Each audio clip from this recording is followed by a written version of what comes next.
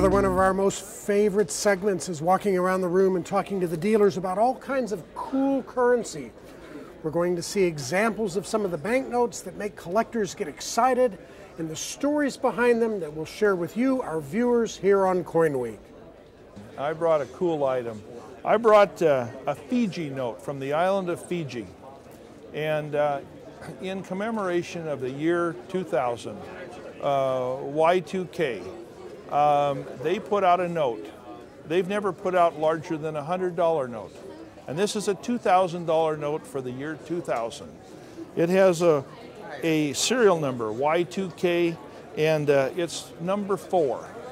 Well, this was a miserable failure because the Fiji people don't buy $2,000 notes. They don't buy $100 notes. These are for collectors. And so when they put this note out, they had high hopes. It turns out that most of them didn't sell and most of them were destroyed. And now they've become incredibly rare.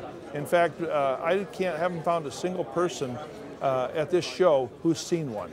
And we thought it would be that unique. So this is one from my collection. We don't sell notes as a grading company. We provide a service to other people who sell notes, auction companies, dealers, and collectors. But we thought this was special. What kind of value? This note is probably now, if you can find it, in the 5,000 plus range. We brought this, it's a William Walker military script note from Nicaragua. And it's probably one of our most prized pieces in our collection. William Walker was a filibuster. A filibuster was someone that acted privately in a militaristic fashion to go and take over various countries or territories. Now William Walker was one of the bigger filibusters within the United States. In the 1850s he began compiling his own little mercenary army and set up his first not successful little, shall we say, branch off in Sonora and Baja California in the 1850s. And then starting in 1853, he really gained momentum with his militia and went down to Nicaragua. Seeing the potential for a canal that could be used there to cut off that trade route instead of going all the way around South America, he started setting up, and then I believe it was 1856, he was a self-proclaimed military leader of Nicaragua. Now Americans love the filibuster idea, people going, taming the wild, but there were actually, many of them were violating, I believe it was the Neutrality Act of 1794. And so many of them were sought after to be jailed and or executed. And so this note was one of his military script that he produced, a $25 note. And yeah, it's actually really cool just to hear about where this has been and where it is now. What kind of value? Originally we thought it would be around 14,000, but finding the right bidder is hard. So we're around 7,900 right now. In particular, this one here from Angola. It's a really surprising issue. This note was one that was from a short-lived series from 1920. And the note is, a denomination that wasn't familiar with the series. The series consisted of 4 different denominations. One was a 10 centavo, a 20 centavo, and a 50 centavo. And then here you have a 50 Escudo note, which is a denomination unbelievably larger than those small change notes.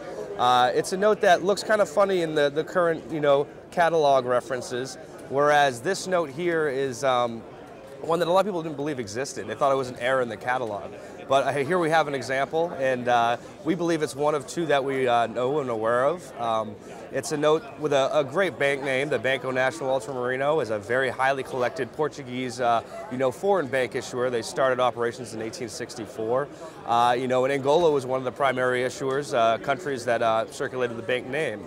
They started circulating notes in 1865. And all the way up until 1921, where the Bank of Angola took place and removed the Banco Nacional Ultramarino. This note here is, interesting too because it was printed in Porto in Portugal, and normally the banks were printed in, or the banknotes were printed in London by companies such as Thomas de la Rue, Bradbury Wilkinson and Company. And seeing a note that was printed in the home country from the Banco Nacional Ultramarino is really special. This note, although low grade, is like I said, the rarity outclasses the condition here, and it's a note that we'd expect to see a lot of attention to when it gets sold in auction. What kind of value? This note here, we're going to estimate it for $10,000 to $15,000. I did bring one of my all-time favorite notes. It happens to be a 1928 $5,000 Federal Reserve note. And what is so cool about it? Well, 1928 series is the first series of small-sized notes, and only roughly 20 examples are known in all grade. This particular example that I brought is from the Boston District, which is one of only 4 notes known, and it actually is in a high grade. It's in an AU 58 PPQ holder from PCGS, and it's